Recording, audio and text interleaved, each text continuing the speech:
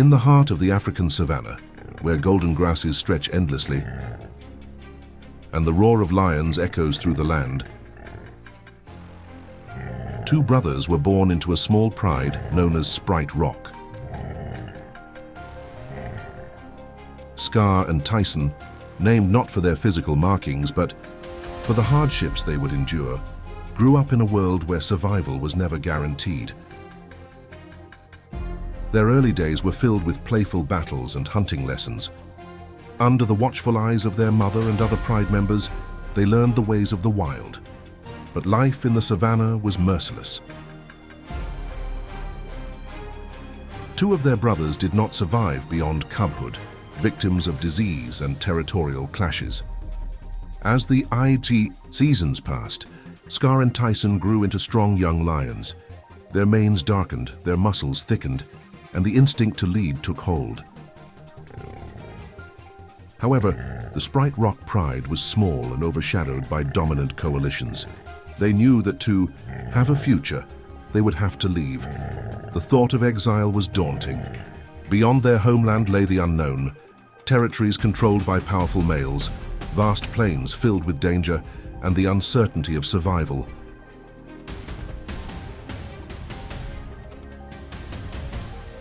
But their instincts were clear.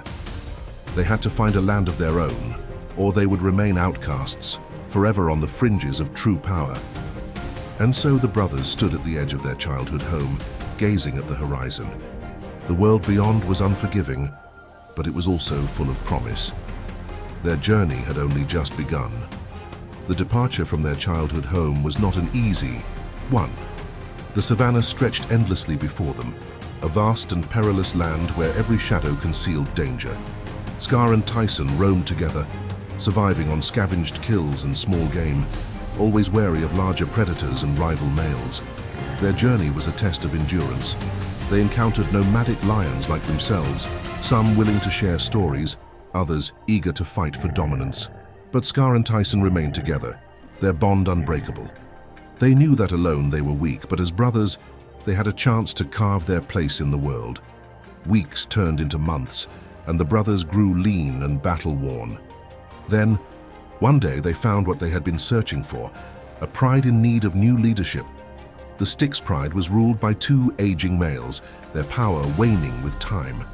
Their roars no longer carried the same authority, their movements slower than before. Scar and Tyson knew this was their opportunity. The call to battle was instinctive. They roared their challenge, announcing their arrival to the pride and its aging kings. The old males, unwilling to surrender without a fight, stepped forward. The savannah held its breath.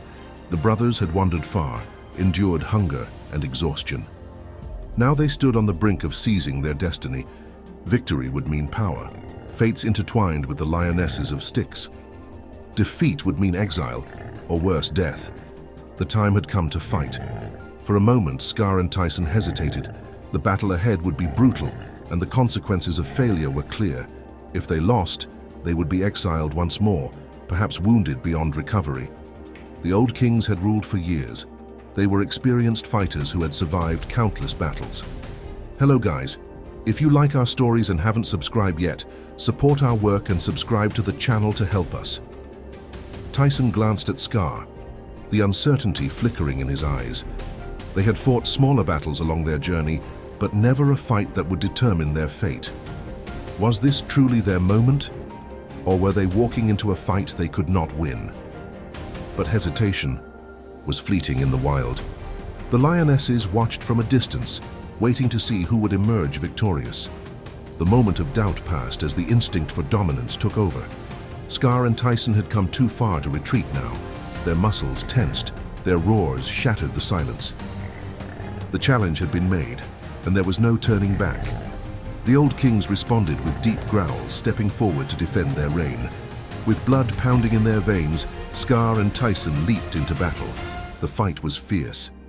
The old kings, despite their age, fought with experience and desperation. Claws slashed through the air, fangs snapped dangerously close.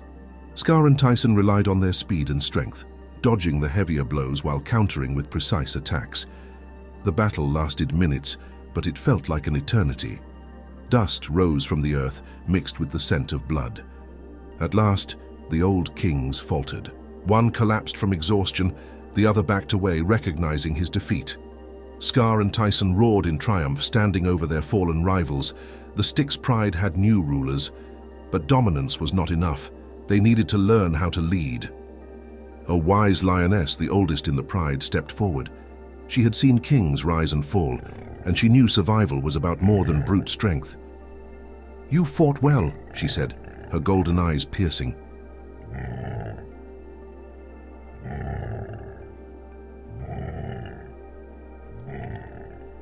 But strength alone will not keep you on the throne.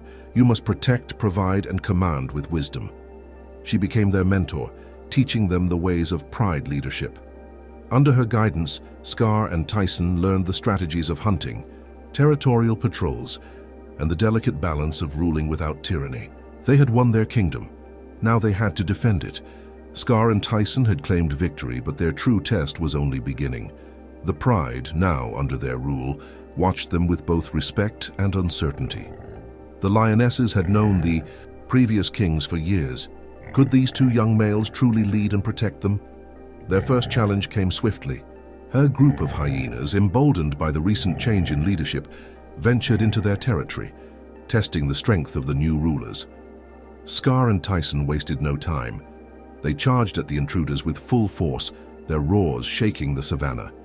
The hyenas scattered, but it was clear, weakness would not be tolerated. Days turned into weeks, and the brothers adapted to their new roles. They patrolled tirelessly, scent-marking their land, watching over their lionesses, and ensuring that their bloodline would continue. The cubs of the former kings were no longer safe. An unspoken rule of the wild dictated that new rulers eliminated the offspring of their predecessors. Scar and Tyson upheld this brutal law, securing their dominance by siring their own cubs with the lionesses. For the first time in their lives, they were not just survivors. They were kings, but power in the savannah was fleeting, and the greatest challenges were yet to come. The reign of Scar and Tyson was marked by both prosperity and relentless conflict. Under their rule, the Styx pride thrived. The lionesses, impressed by their strength and leadership, accepted them fully. Their cubs were strong, their territory secure. But danger was never far. Rival males prowled the outskirts of their land, watching, waiting. The most formidable among them was Mr. T, a rogue lion known for his unmatched ferocity. Scar and Tyson encountered him one evening at the edge of their domain. The air crackled with tension as the three lions locked eyes. A fight seemed inevitable, but fate intervened. A massive herd of buffalo stormed through the area, forcing all three lions to retreat. This encounter was a warning. Mr. T was a threat, and one day he would return. Despite these looming dangers, the brothers found allies in the lionesses. Of the pride, their most formidable huntress, a powerful female named Sienna, proved invaluable. She led the hunts with precision, ensuring the pride was well fed.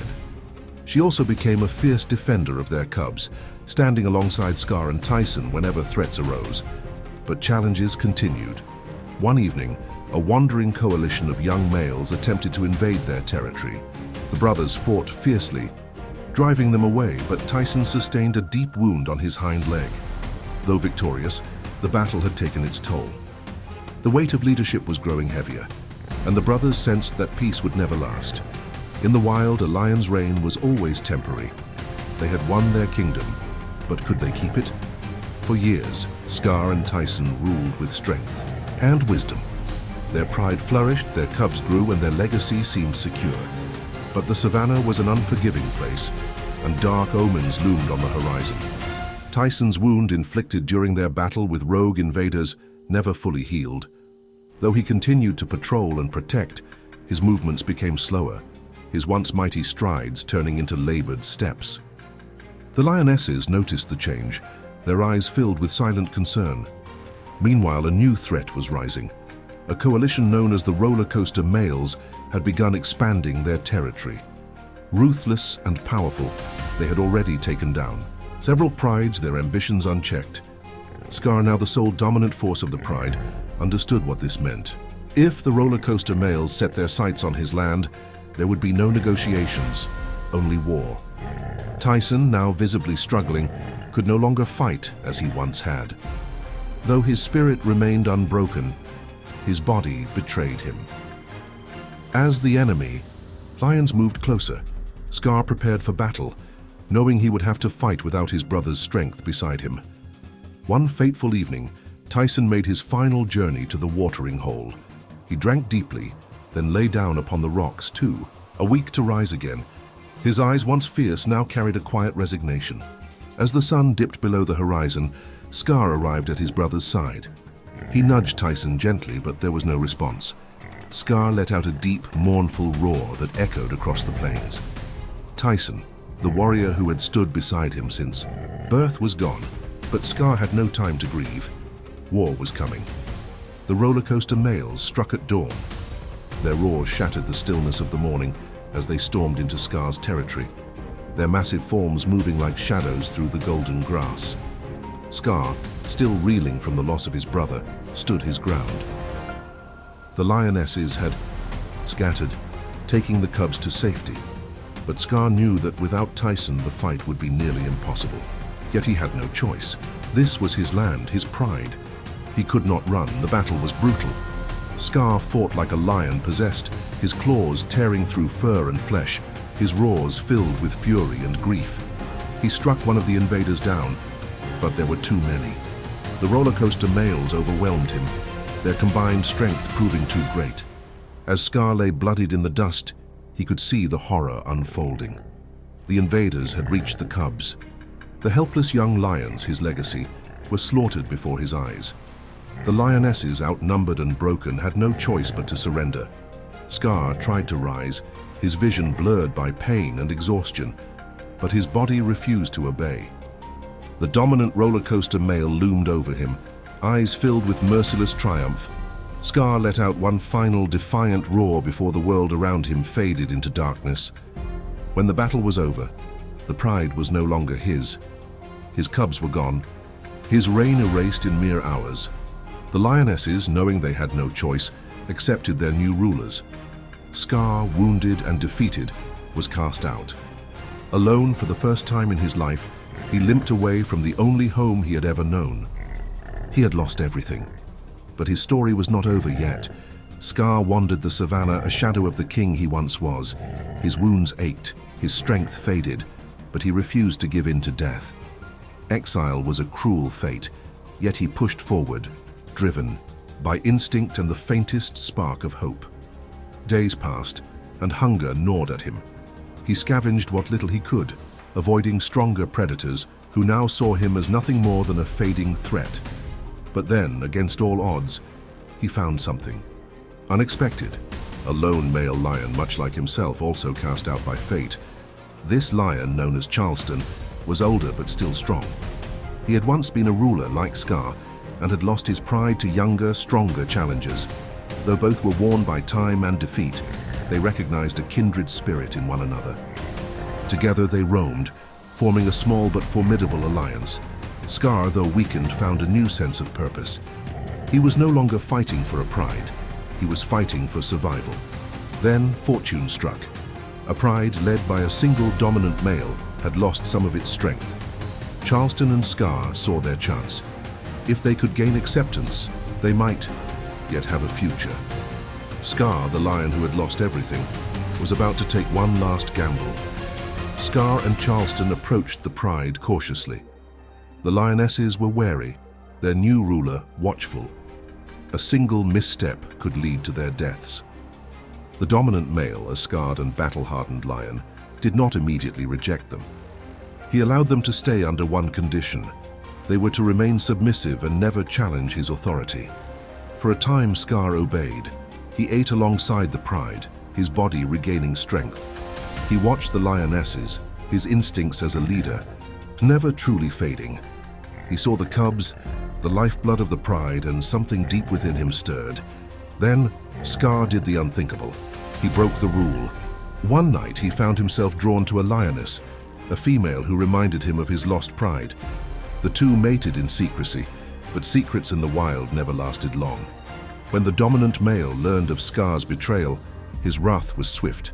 There was no room for mercy in the savannah. Scar had once been a king, a ruler of his own land, but now he was nothing more than a trespasser who had gone too far. And the punishment for such defiance was death. Scar had faced many battles, but this would be his last. The dominant male of the pride, enraged by his betrayal, launched a brutal attack. Scar fought back with all the strength he had left, but he was not the lion he once was. His body, weakened by exile and past wounds, could not match the fury of a lion in his prime. The fight was short but merciless. The dominant male's claws tore through Scar's skin. His fangs sank deep into old scars and fresh wounds alike. Blood stained the dry earth beneath them. Charleston, his only remaining ally, could do nothing but watch. Scar had broken the law of the wild, and there was no saving him now. As the battle reached its final moments, Scar collapsed. His breathing was ragged, his once mighty form reduced to a trembling shadow of what he had been. The dominant male stood over him victorious. But as Scar lay dying, a strange peace settled over him. He had lived through war, loss, and exile.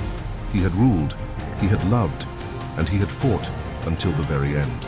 And though he would not see the future, he had ensured that his bloodline would continue. With one last exhale, Scar closed his eyes. The king who had fought against fate itself was gone.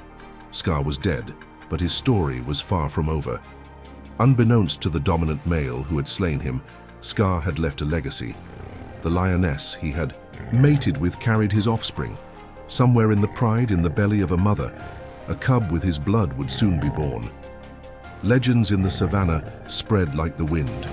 Scar and Tyson's story became one of myth, a tale of two brothers who defied the odds, who fought for their pride and their lineage, who stood against enemies stronger than themselves. Their names were whispered in the roars of lions, carried through the generations. Though their reign had ended in tragedy, their struggle had not been in vain. Their descendants would walk the plains, hunting under the same golden sun, carrying the spirit of two warriors who had once ruled. In the end, Scar and Tyson had not sought conquest, nor had they chased endless power. All they had ever wanted was to protect their home, their pride, their family. And in the heart of the savannah, where the wind howled through the tall grasses and the stars shimmered above, the echoes of their roars would never be forgotten. Their journey had ended, but their legacy would never die. If you like our stories and haven't subscribed yet, support our work and subscribe to the channel to help us